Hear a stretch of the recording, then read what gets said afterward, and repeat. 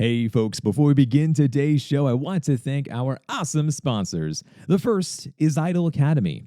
Idle is the first and only authorized vocational school for instructional design and online learning. It includes a comprehensive hands-on curriculum with certifications, credentials, expert coaches, mentors, a community of practice, paid experience opportunities, industry-preferred software access, live events, and ongoing updates. Your entire instructional design career is neatly packaged behind a single login. Check out all the details at www.idlecourses.com/academy, and you can use my code Luke for $88 off the yearly membership. I also want to thank Desire to Learn, more commonly known as D2L. Going from one learning management system to another can be an absolute nightmare. Trust me, I've been there. And recently, I had to move all of my courses over to a new learning management system.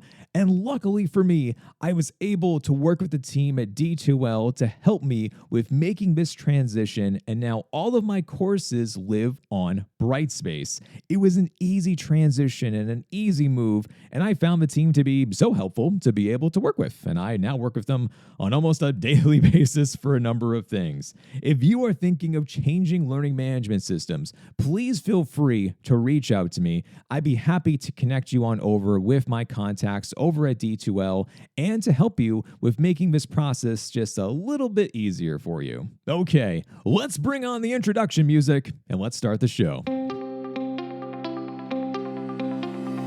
Hello, learning nerds, and welcome on in to the nerdiest podcast you're going to hear today. My name is Luke. I'm a senior instructional designer, program manager, author, blogger, podcaster, and overall learning nerd. My mission is to be able to help you when it comes to teaching, designing, and learning more about how learning really does work. And that's the main goal about everything for this podcast. And of course, you can find all my information on over at drlukehobson.com. 4 years ago, I created a video on YouTube called The Day in the Life of an Instructional Designer at MIT. I wanted to create this content because I heard from folks asking to describe my day-to-day, what it's like in higher education. What exactly do you do as an ID?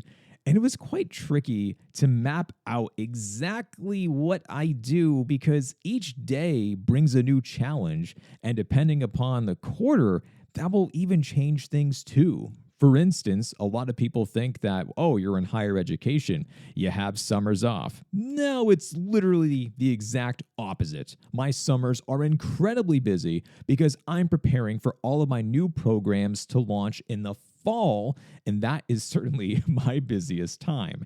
Even though it was difficult to do this and to make this video, it seemed to help out thousands of you. And maybe you are like me.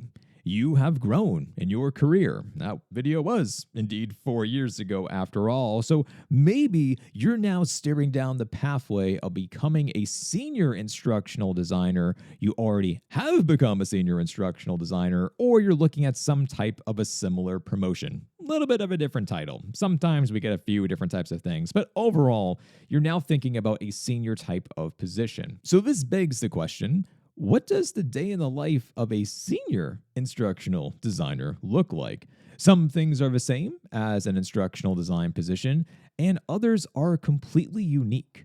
So let's attempt to break down this position and what you could be in store for. First, we need to think about the 5 overarching themes as far as for what is an instructional designer made of. And I mentioned about this in that video, but to quickly recap, essentially it is learning design, project management, relationship management, research, and technology. Now, imagine these 5 themes as a pie chart. Depending upon the day, the percentages of these could very well change. For the majority, though, the focus was on learning design, like literally like thinking about designing the learning experiences, project management, and relationship management. The core of the job revolved around designing learning experiences, like I just said, but in order to do this effectively, I had to manage these projects with ensuring that everything was on track. Think of timelines, deadlines, budget, deliverables, things of this nature. Just like with project management, I also had to manage relationships, which is a whole different way of thinking about with things. And this is by far the most underrated skill when it comes to being an instructional designer. I had to do this as far as for making sure that everyone was happy, everyone was on the same page. So working with subject matter experts, working with industry experts, faculty members on a daily basis, just making sure that everyone is on the same page with the ideas and what we're doing, and this allowed me to move forward with the designs. When thinking about with the theme of research, this came from piloting programs and diving on into data for ideas, course revisions, evaluations, things of this nature, and then technology. This comes from the actual building of a learning experiences, which usually happened at the end of the project's lifecycle. If I had to give you some percentages of these things, I would say that the majority were certainly in the bucket of instructional design, project management, relationship management, and then I would say that, 15% research, 10% technology, but mostly it was in those three other types of themes. Now, as a senior instructional designer, those percentages of the themes differ even more, and I would add extra bullet points of leadership and strategic thinking, and I'll get to those in a second. Let's first revisit the job functions, shall we? So I would say that now the majority of my time is spent on project management and relationship management. Even though I still design learning experiences, they are far and few between. In actuality, I'm overseeing the design process, ensuring that they meet the level of quality and creativity one would expect from an MIT online course. I'm also hyper aware that I represent my division's brand at MIT, and everything must follow guidelines and protocols that align with our vision. To this extent, I would also add that research has kicked up several notches. I'm responsible for staying up to date with trends and educational findings. If there is an innovative and groundbreaking method that could impact a process, workflow, design, or something else, I need to know about that. This is also why I am so immersed in the AI space. While many updates online about AI are just noise nowadays, a few discoveries could impact our world quite significantly.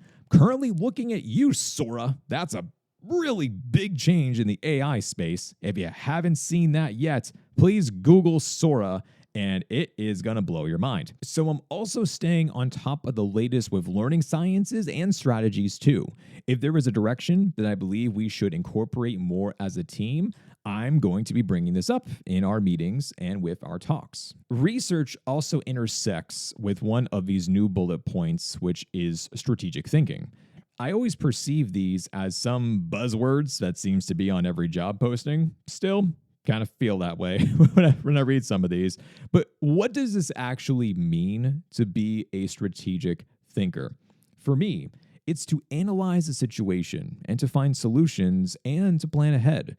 For instance, let's say that we want to research a new proposal and to see if this could map out to a successful program. I need to map this to a type of confidence interval to say that this program has a chance to do well.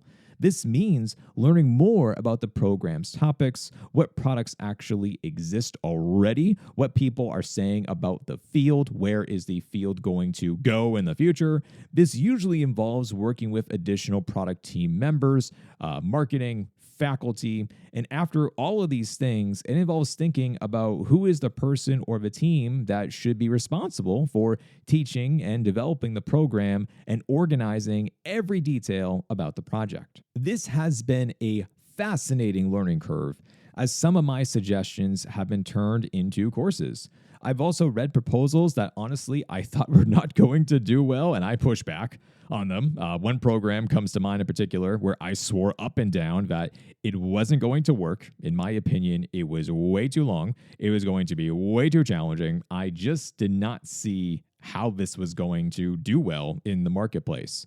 But I saw how much the team believed in the idea.